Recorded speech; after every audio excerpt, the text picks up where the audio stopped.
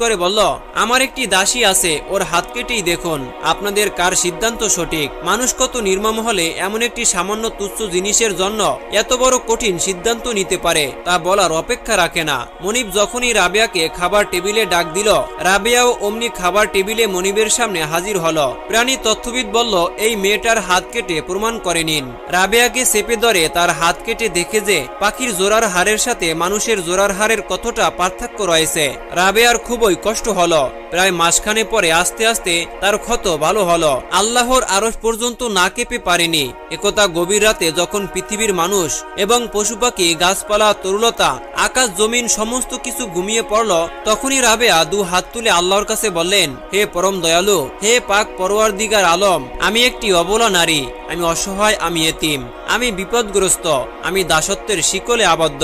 আমি আমার মনিবের দৈনন্দিন অত্যাচার এবং জুলুম নির্যাতন ভোগ করেই যাচ্ছি শুধু তোমার সন্তুষ্টি লাভের জন্য। তুমি একটিবারের মতো আমাকে বলে দাও যে তুমি আমার প্রতি সন্তুষ্ট কিনা। এই বলে বলে রাবেয়া ফুপিয়ে ফুপিয়ে কান্না করছে এবং তার চোখ দিয়ে অজরে পানি পড়ছে। হযরত রাবেয়া বসরি রহমাতুল্লাহ আলাইহি একদিন পথ চলতেছিলেন। হঠাৎ আসার খেয়ে পরে গেলেন। অতি কষ্টে কাতরাতে কাতরাতে বাড়ি ফিরলেন। বাড়ি ফিরে অজু করে নামাজ আদায় করে আল্লাহ পাক রব্বুল আলামিনের দরবারে হাত তুললেন। বললেন, আমি অত্যাচারী মনিবের দাসী, সর্বদিক থেকে কষ্টে জর্জরিত, তাতে আমার কোনো অভিযোগ নেই। এর চেয়েও বেশি কষ্ট সহ্য করতে প্রস্তুত আছি। তবে একটি কথা জানতে চাই, হে আল্লাহ, তুমি আমার উপরে সন্তুষ্ট কিনা? হে আল্লাহ, আমার অবস্থা সম্পর্কে আমার চেয়েও তুমি বেশি জ্ঞাত। আমি তোমার প্রেমে কতটা পাগল, তোমার জন্য আমার অন্তর কতটা কাঁদে তা তুমি ভালো করেই জানো।